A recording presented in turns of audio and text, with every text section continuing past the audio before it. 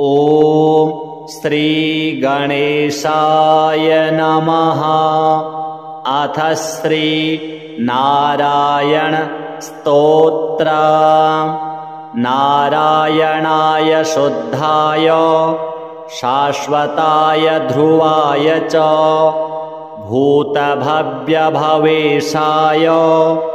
शिवाय शिवमूर्तये शिवयोनेः शिवाद्यायी शिवपूज्यतमाय च घोररूपाय महते युगान्तकरणाय च विश्वाय विश्वदेवाय विश्वेशाय महात्मने सहस्रोदरपादाय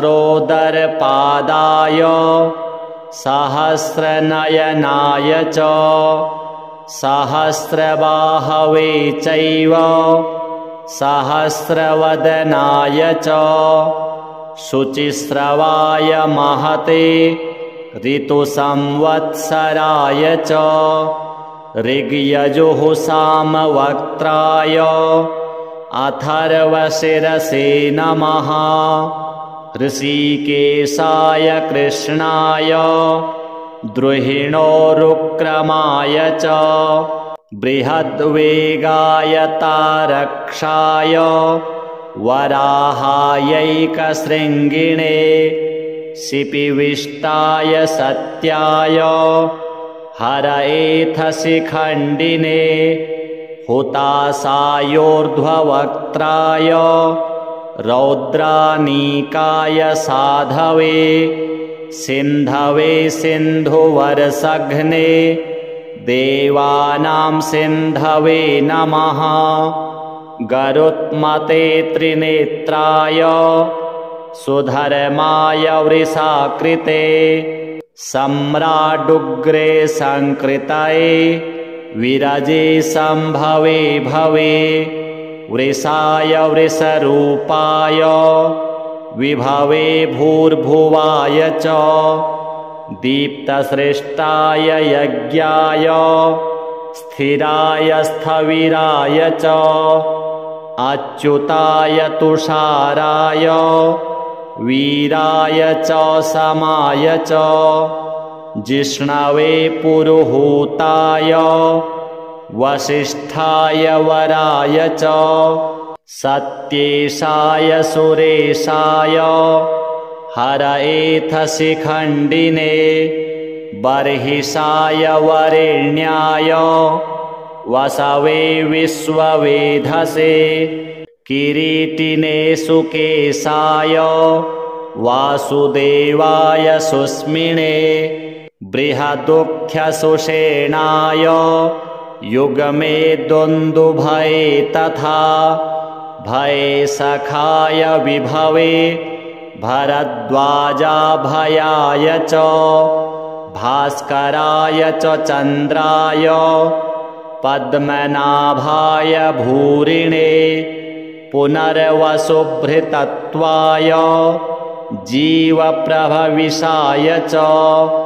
वषट्काराय स्वाहाय स्वधाय निधनाय च ऋचे च यजुषे साम्ने त्रैलोक्यपतये नमः। श्रीपद्मायात्मसदृशे धरणीधारणे परे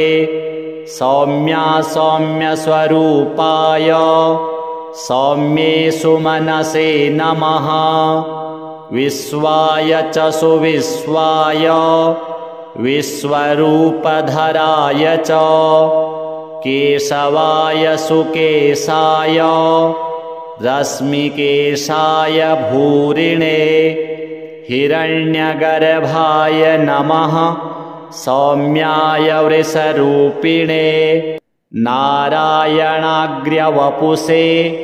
पुरुहूताय वज्रिणे वर्मिणे वृषसेनाय धर्मसेनाय रोधसे मुनये ज्वरमुक्ताय ज्वराधिपतये नमः। अनेत्राय त्रिनेत्राय पिङ्गलाय विदूर्मिणे तपो ब्रह्मनिधानाय युगपर्यायिणे नमः। शरणाय शरण्याय शक्तिष्टशरणाय च नमः। सर्वभवेशाय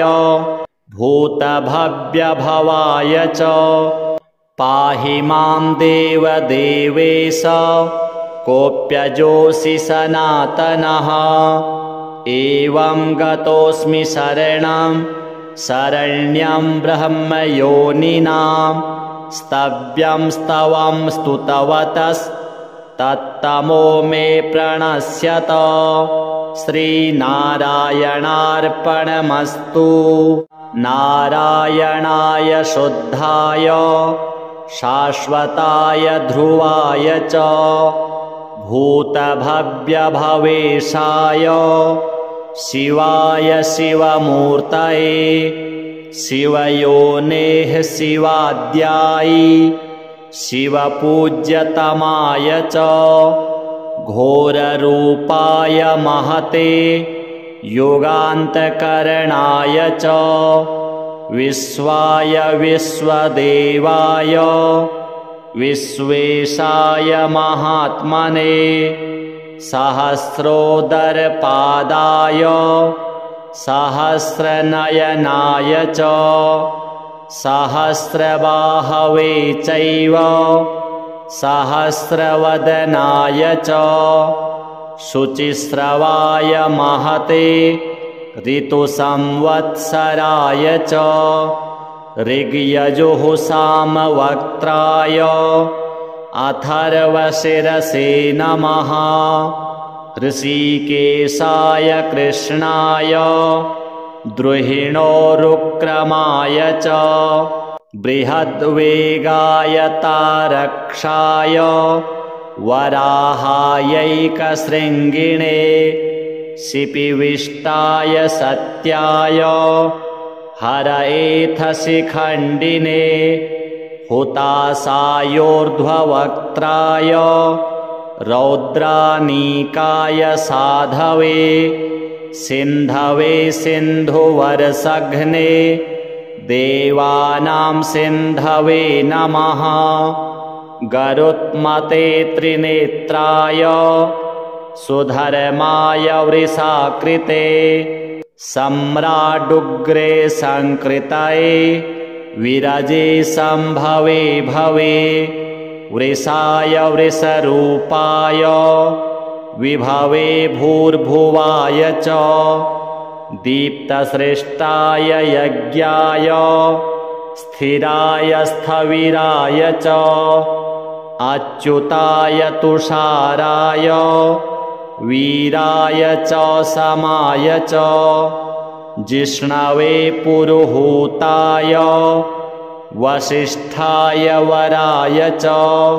सत्येशाय सुरेशाय हरएथशिखण्डिने बर्हिषाय वरेण्याय वसवे विश्ववेधसे किरीटिने सुकेशाय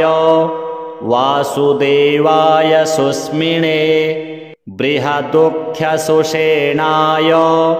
युगमे दुन्दुभये तथा भये सखाय विभवे भरद्वाजाभयाय च भास्कराय च चन्द्राय पद्मनाभाय भूरिणे पुनर्वसुभृतत्वाय जीवप्रभविषाय च वषट्काराय स्वाहाय स्वधाय निधनाय च ऋचे च यजुषे साम्ने त्रैलोक्यपतये नमः। श्रीपद्मायात्मसदृशे धरणीधारणे परे सौम्या सौम्यस्वरूपाय सौम्ये सुमनसे नमः। विश्वाय च सुविश्वाय विश्वरूपधराय च केशवाय सुकेशाय रश्मिकेशाय भूरिणे हिरण्यगर्भाय नमः सौम्याय वृषरूपिणे नारायणाग्र्यवपुषे पुरुहूताय वज्रिणे वर्मिणे वृषसेनाय धर्मसेनाय रोधसे मुनये ज्वरमुक्ताय ज्वराधिपतये नमः अनेत्राय त्रिनेत्राय पिङ्गलाय विडूर्मिणे तपो ब्रह्मनिधानाय युगपर्यायिणे नमः शरणाय शरण्याय शक्तिष्टशरणाय च नमः सर्वभवेशाय भूतभव्यभवाय च पाहि मां देवदेवेश कोऽप्यजोऽसि सनातनः एवं गतोऽस्मि शरणं शरण्यं ब्रह्मयोनिनां स्तव्यं स्तवं स्तुतवतस्तत्तमो मे प्रणश्यत श्रीनारायणार्पणमस्तु नारायणाय शुद्धाय शाश्वताय ध्रुवाय च भूतभव्यभवेशाय शिवाय शिवमूर्तये शिवयोनेः शिवाद्याय शिवपूज्यतमाय च घोररूपाय महते योगान्तकरणाय च विश्वाय विश्वदेवाय विश्वेशाय महात्मने सहस्रोदरपादाय सहस्रनयनाय च सहस्रबाहवे चैव सहस्रवदनाय च शुचिस्रवाय महते ऋतुसंवत्सराय च ऋग्यजुः सामवक्त्राय अथर्वशिरसे नमः ऋषिकेशाय कृष्णाय द्रुहिणोरुक्रमाय च बृहद्वेगाय तारक्षाय वराहायैकशृङ्गिणे शिपिविष्टाय सत्याय हरएथशिखण्डिने हुतासायोर्ध्ववक्त्राय रौद्रानीकाय साधवे सिन्धवे सिन्धुवर्षघ्ने देवानां सिन्धवे नमः गरुत्मते त्रिनेत्राय सुधर्माय वृषाकृते सम्राडुग्रे संकृतये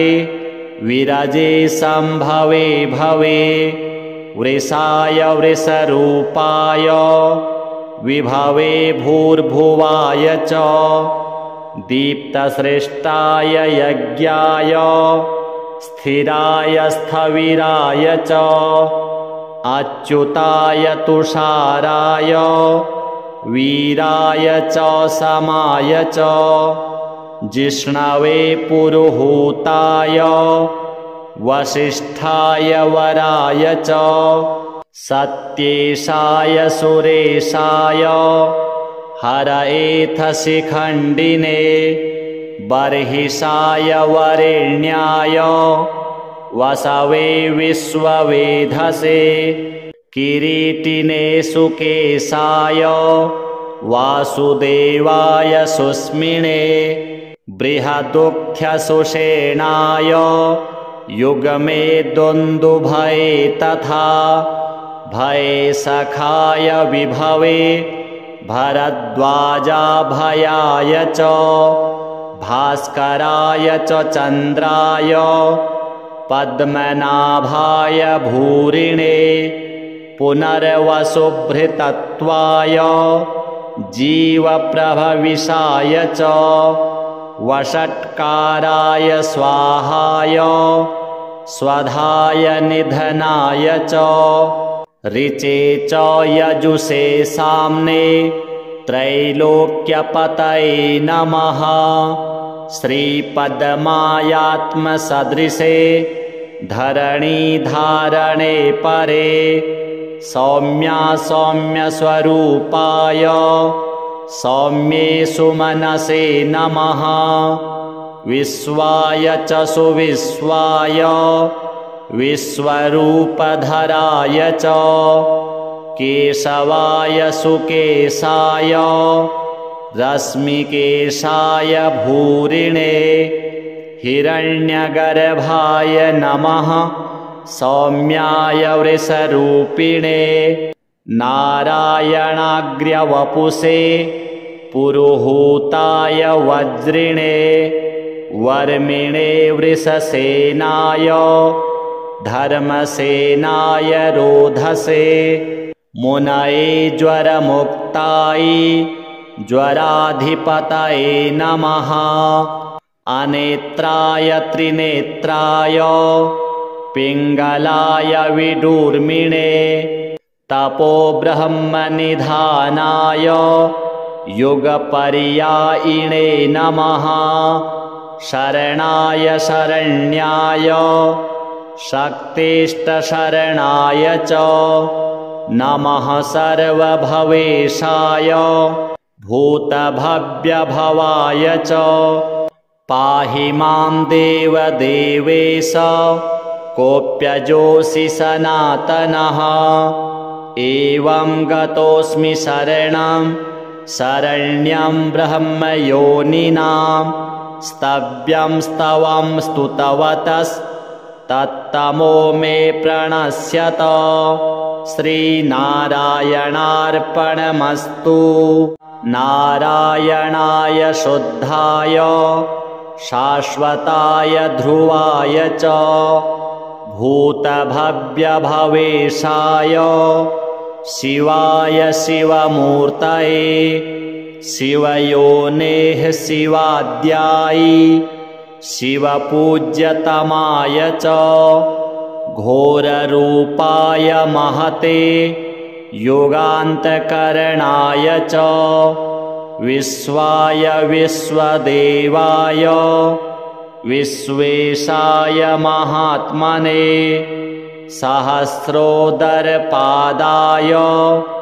सहस्रनयनाय च सहस्रबाहवे चैव सहस्रवदनाय च शुचिस्रवाय महते ऋतुसंवत्सराय च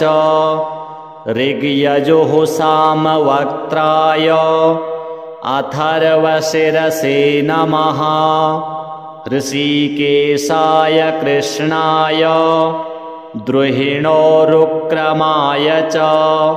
बृहद्वेगाय तारक्षाय वराहायैकशृङ्गिणे शिपिविष्टाय सत्याय हरएथशिखण्डिने हुतासायोर्ध्ववक्त्राय रौद्रानीकाय साधवे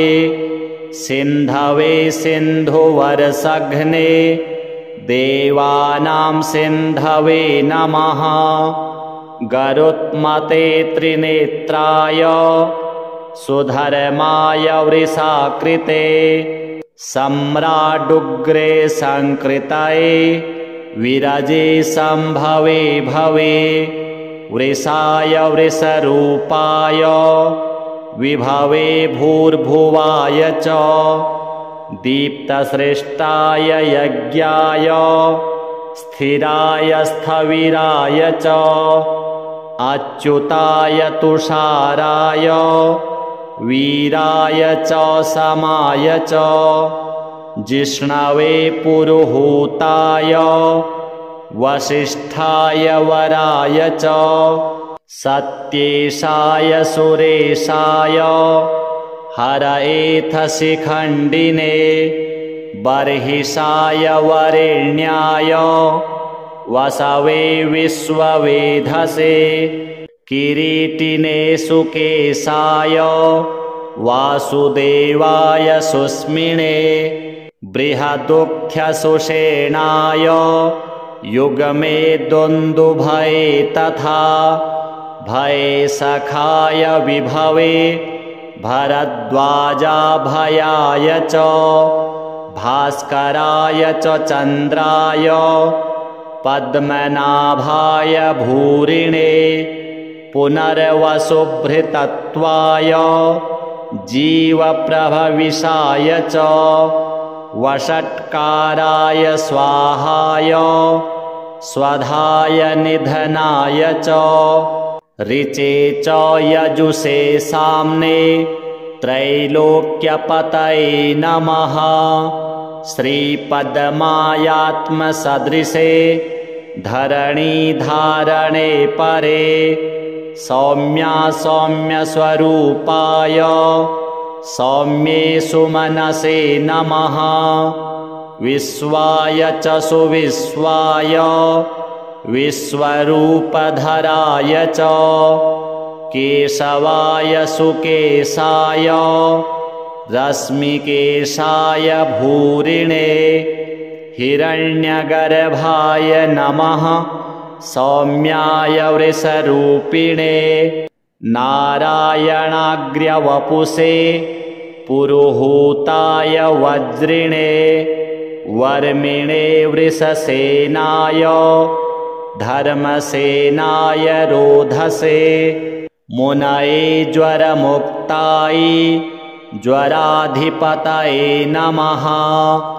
अनेत्राय त्रिनेत्राय पिङ्गलाय विडूर्मिणे तपोब्रह्मनिधानाय युगपर्यायिणे नमः शरणाय शरण्याय शक्तिष्टशरणाय च नमः सर्वभवेशाय भूतभव्यभवाय च पाहि मां देवदेवेश कोऽप्यजोऽसि सनातनः एवं गतोऽस्मि शरणं शरण्यं ब्रह्मयोनिनां स्तव्यं स्तवं स्तुतवतस्तत्तमो मे प्रणश्यत श्रीनारायणार्पणमस्तु नारायणाय शुद्धाय शाश्वताय ध्रुवाय च भूतभव्यभवेशाय शिवाय शिवमूर्तये शिवयोनेः शिवाद्याय शिवपूज्यतमाय च घोररूपाय महते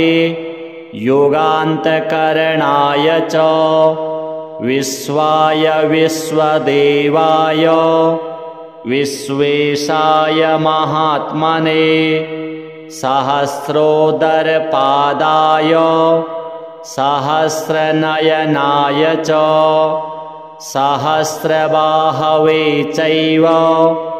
सहस्रवदनाय च शुचिस्रवाय महते ऋतुसंवत्सराय च ऋग्यजुः सामवक्त्राय अथर्वशिरसे नमः ऋषिकेशाय कृष्णाय द्रुहिणोरुक्रमाय च बृहद्वेगाय तारक्षाय वराहायैकशृङ्गिणे शिपिविष्टाय सत्याय हरएथशिखण्डिने हुतासायोर्ध्ववक्त्राय रौद्रानीकाय साधवे सिन्धवे सिन्धुवरसघ्ने देवानां सिन्धवे नमः गरुत्मते त्रिनेत्राय सुधर्माय वृषाकृते सम्राडुग्रे संकृतये विरजे संभवे भवे वृषाय वृषरूपाय विभवे भूर्भुवाय च दीप्तसृष्टाय यज्ञाय स्थिराय स्थविराय च अच्युताय तुषाराय वीराय च समाय च जिष्णवे पुरुहूताय वसिष्ठाय वराय च सत्येशाय सुरेशाय हरएथ शिखण्डिने बर्हिषाय वरेण्याय वसवे विश्ववेधसे किरीटिने सुकेशाय वासुदेवाय सुस्मिने बृहदुख्यसुषेणाय युगमे दुन्दुभये तथा भये सखाय विभवे भरद्वाजाभयाय च भास्कराय च चन्द्राय पद्मनाभाय भूरिणे पुनर्वसुभृतत्वाय जीवप्रभविषाय च वषट्काराय स्वाहाय स्वधाय निधनाय च ऋचे च यजुषे साम्ने त्रैलोक्यपतये नमः श्रीपद्मायात्मसदृशे धरणीधारणे परे सौम्या सौम्यस्वरूपाय सौम्ये सुमनसे नमः विश्वाय च सुविश्वाय विश्वरूपधराय च केशवाय सुकेशाय रश्मिकेशाय भूरिणे हिरण्यगर्भाय नमः सौम्याय वृषरूपिणे नारायणाग्र्यवपुषे पुरुहूताय वज्रिणे वर्मिणे वृषसेनाय धर्मसेनाय रोधसे मुनये ज्वरमुक्ताय ज्वराधिपतये नमः अनेत्राय त्रिनेत्राय पिङ्गलाय विडूर्मिणे तपो ब्रह्मनिधानाय युगपर्यायिणे नमः शरणाय शरण्याय शक्तिष्टशरणाय च नमः सर्वभवेशाय भूतभव्यभवाय च पाहि मां देवदेवेश कोऽप्यजोऽसि सनातनः एवं गतोऽस्मि शरणं शरण्यं ब्रह्मयोनिनां स्तव्यं स्तवं स्तुतवतस्तत्तमो मे प्रणश्यत श्रीनारायणार्पणमस्तु नारायणाय शुद्धाय शाश्वताय ध्रुवाय च भूतभव्यभवेशाय शिवाय शिवमूर्तये शिवयोनेः शिवाद्यायि शिवपूज्यतमाय च घोररूपाय महते युगान्तकरणाय च विश्वाय विश्वदेवाय विश्वेशाय महात्मने सहस्रोदरपादाय सहस्रनयनाय च सहस्रबाहवे चैव सहस्रवदनाय च शुचिस्रवाय महते ऋतुसंवत्सराय च ऋग्यजुः सामवक्त्राय अथर्वशिरसे नमः ऋषिकेशाय कृष्णाय द्रुहिणोरुक्रमाय च बृहद्वेगाय तारक्षाय वराहायैकशृङ्गिणे शिपिविष्टाय सत्याय हरएथशिखण्डिने हुतासायोर्ध्ववक्त्राय रौद्रानीकाय साधवे सिन्धवे सिन्धुवर्षघ्ने देवानां सिन्धवे नमः। गरुत्मते त्रिनेत्राय सुधर्माय वृषाकृते सम्राडुग्रे संकृतये विरजे संभवे भवे। वृषाय वृषरूपाय विभवे भूर्भुवाय च दीप्तसृष्टाय यज्ञाय स्थिराय स्थविराय च अच्युताय तुषाराय वीराय च समाय च जिष्णवे पुरुहूताय वसिष्ठाय वराय च सत्येशाय सुरेशाय हरएथशिखण्डिने बर्हिषाय वरेण्याय वसवे विश्ववेधसे किरीटिने सुकेशाय वासुदेवाय सुस्मिने बृहदुख्यसुषेणाय युगमे दुन्दुभये तथा भये सखाय विभवे भरद्वाजाभयाय च भास्कराय च चन्द्राय पद्मनाभाय भूरिणे पुनर्वसुभृतत्वाय जीवप्रभविषाय च वषट्काराय स्वाहाय स्वधाय निधनाय च ऋचे च यजुषे साम्ने त्रैलोक्यपतये नमः। श्रीपद्मायात्मसदृशे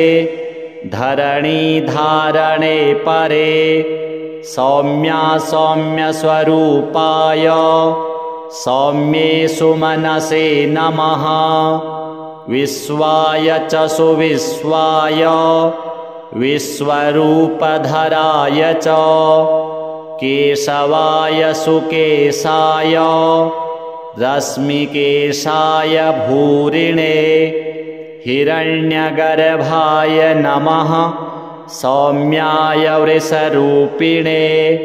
नारायणाग्र्यवपुषे पुरुहूताय वज्रिणे वर्मिणे वृषसेनाय धर्मसेनाय रोधसे मुनये ज्वरमुक्ताय ज्वराधिपतये नमः। अनेत्राय त्रिनेत्राय पिङ्गलाय विडूर्मिणे तपोब्रह्मनिधानाय युगपर्यायिणे नमः। शरणाय शरण्याय शक्तिष्टशरणाय च नमः। सर्वभवेशाय भूतभव्यभवाय च पाहि मां देवदेवेश कोऽप्यजोऽसि सनातनः। एवं गतोऽस्मि शरणं शरण्यं ब्रह्मयोनिनां स्तव्यं स्तवं स्तुतवतस्तत्तमो मे प्रणश्यत। श्रीनारायणार्पणमस्तु। नारायणाय शुद्धाय शाश्वताय ध्रुवाय च भूतभव्यभवेशाय शिवाय शिवमूर्तये शिवयोनेः शिवाद्यायि शिवपूज्यतमाय च घोररूपाय महते योगान्तकरणाय च विश्वाय विश्वदेवाय विश्वेशाय महात्मने सहस्रोदरपादाय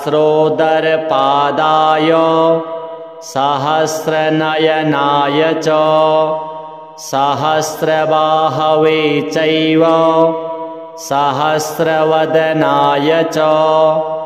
शुचिस्रवाय महते ऋतुसंवत्सराय च ऋग्यजुः सामवक्त्राय अथर्वशिरसे नमः ऋषिकेशाय कृष्णाय द्रुहिणोरुक्रमाय च बृहद्वेगाय तारक्षाय वराहायैकशृङ्गिणे शिपिविष्टाय सत्याय हरएथशिखण्डिने हुतासायोर्ध्ववक्त्राय रौद्रानीकाय साधवे सिन्धवे सिन्धुवर्षघ्ने देवानां सिन्धवे नमः गरुत्मते त्रिनेत्राय सुधर्माय वृषाकृते सम्राडुग्रे संकृतये विरजे संभवे भवे वृषाय वृषरूपाय विभवे भूर्भुवाय च दीप्तसृष्टाय यज्ञाय स्थिराय स्थविराय च अच्युताय तुषाराय वीराय च समाय च जिष्णवे पुरुहूताय वसिष्ठाय वराय च सत्येशाय सुरेशाय हरएथशिखण्डिने बर्हिषाय वरेण्याय वसवे विश्ववेधसे किरीटिने सुकेशाय वासुदेवाय सुस्मिने बृहदुख्यसुषेणाय युगमे दुन्दुभये तथा भये सखाय विभवे भरद्वाजाभयाय च भास्कराय च चन्द्राय पद्मनाभाय भूरिणे पुनर्वसुभृतत्वाय जीवप्रभविषाय च वषट्काराय स्वाहाय स्वधाय निधनाय च ऋचे च यजुषे साम्ने त्रैलोक्यपतये नमः श्रीपद्मायात्मसदृशे धरणीधारणे परे सौम्या सौम्यस्वरूपाय सौम्ये सुमनसे नमः विश्वाय च सुविश्वाय विश्वरूपधराय च केशवाय सुकेशाय रश्मिकेशाय भूरिणे हिरण्यगर्भाय नमः सौम्याय वृषरूपिणे नारायणाग्र्यवपुषे पुरुहूताय वज्रिणे वर्मिणे वृषसेनाय धर्मसेनाय रोधसे मुनये ज्वरमुक्ताय ज्वराधिपतये नमः अनेत्राय त्रिनेत्राय पिङ्गलाय विडूर्मिणे तपो ब्रह्मनिधानाय युगपर्यायिणे नमः शरणाय शरण्याय शक्तिष्टशरणाय च नमः सर्वभवेशाय भूतभव्यभवाय च पाहि मां देवदेवेश कोऽप्यजोऽसि सनातनः एवं गतोऽस्मि शरणं शरण्यं ब्रह्मयोनिनां स्तव्यं स्तवं स्तुतवतस्तत्तमो मे प्रणश्यत श्रीनारायणार्पणमस्तु। नारायणाय शुद्धाय शाश्वताय ध्रुवाय च भूतभव्यभवेशाय शिवाय शिवमूर्तये शिवयोनेः शिवाद्यायि शिवपूज्यतमाय च घोररूपाय महते युगान्तकरणाय च विश्वाय विश्वदेवाय विश्वेशाय महात्मने सहस्रोदरपादाय सहस्रनयनाय च सहस्रबाहवे चैव सहस्रवदनाय च शुचिस्रवाय महते ऋतुसंवत्सराय च ऋग्यजुः सामवक्त्राय अथर्वशिरसे नमः। ऋषिकेशाय कृष्णाय द्रुहिणोरुक्रमाय च बृहद्वेगाय तारक्षाय वराहायैकशृङ्गिणे शिपिविष्टाय सत्याय हरएथशिखण्डिने हुतासायोर्ध्ववक्त्राय रौद्रानीकाय साधवे सिन्धवे सिन्धुवर्षघ्ने देवानां सिन्धवे नमः। गरुत्मते त्रिनेत्राय सुधर्माय वृषाकृते सम्राडुग्रे संकृतये विरजे संभवे भवे वृषाय वृषरूपाय विभवे भूर्भुवाय च दीप्तसृष्टाय यज्ञाय स्थिराय स्थविराय च अच्युताय तुषाराय वीराय च समाय च जिष्णवे पुरुहूताय वसिष्ठाय वराय च सत्येशाय सुरेशाय हरएथशिखण्डिने बर्हिषाय वरेण्याय वसवे विश्ववेधसे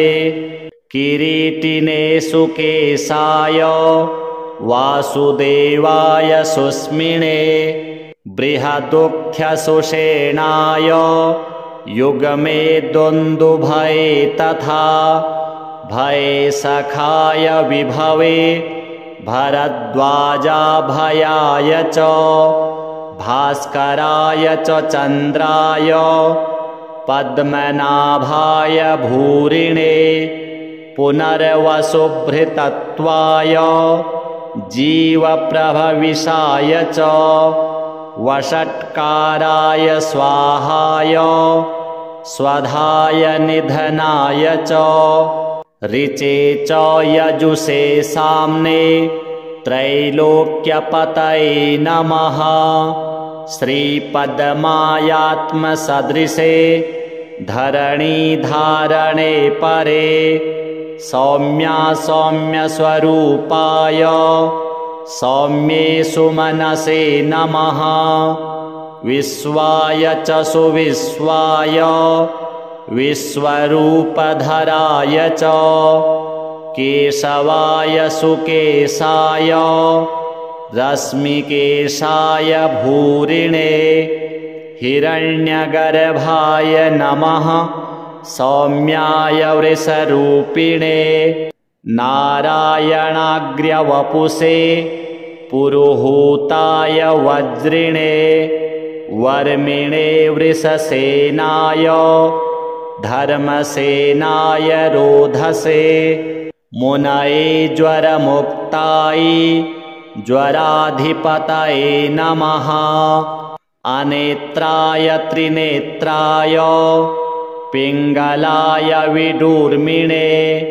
तपो ब्रह्मनिधानाय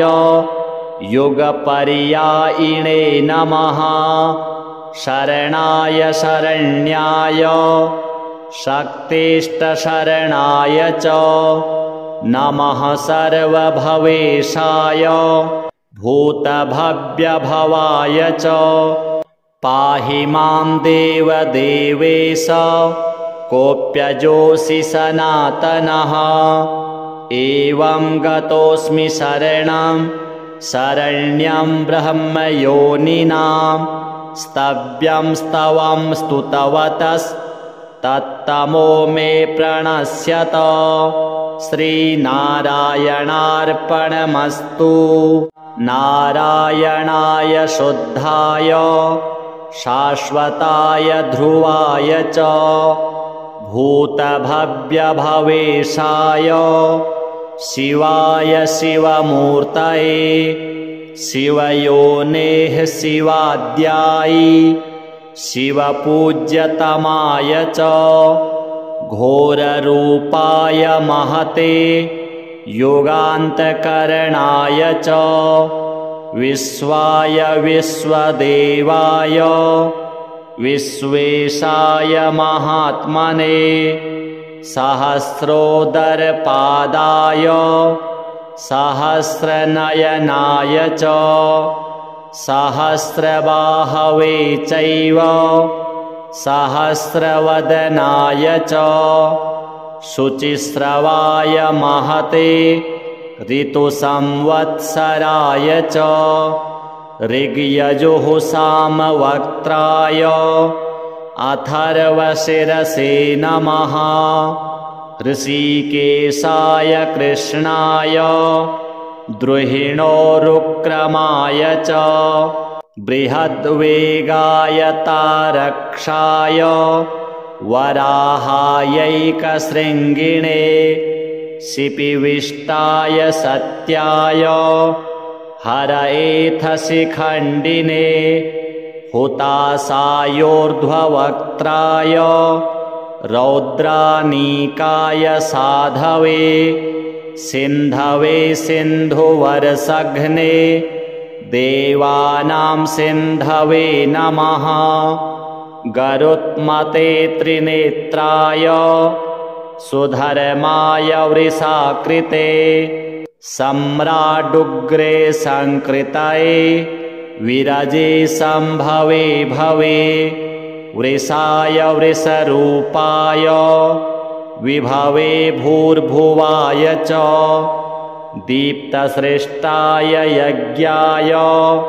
स्थिराय स्थविराय च अच्युताय तुषाराय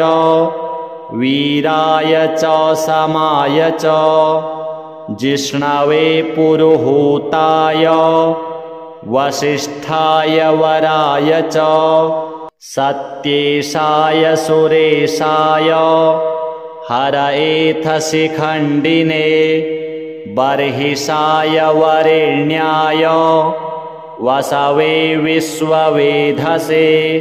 किरीटिने सुकेशाय वासुदेवाय सुस्मिने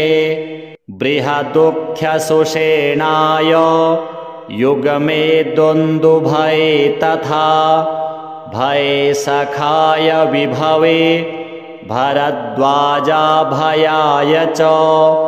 भास्कराय च चन्द्राय पद्मनाभाय भूरिणे पुनर्वसुभृतत्वाय जीवप्रभविषाय च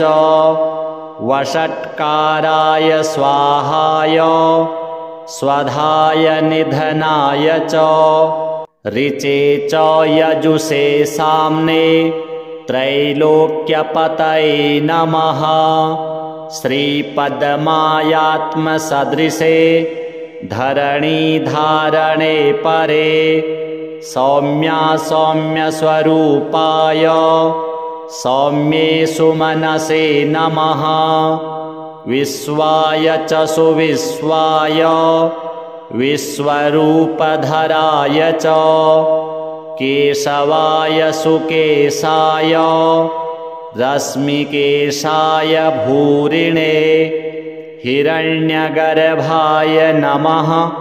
सौम्याय वृषरूपिणे नारायणाग्र्यवपुषे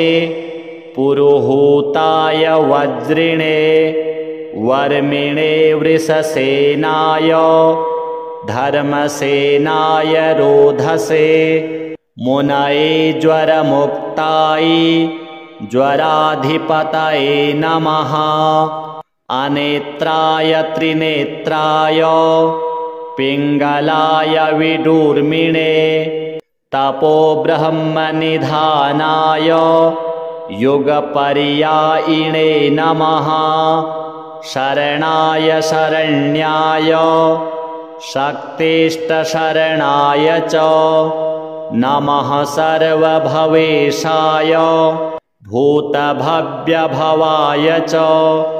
पाहि मां देवदेवेश कोऽप्यजोऽसि सनातनः एवं गतोऽस्मि शरणं शरण्यं ब्रह्मयोनिनां स्तव्यं स्तवं स्तुतवतस्तत्तमो मे प्रणश्यत श्रीनारायणार्पणमस्तु।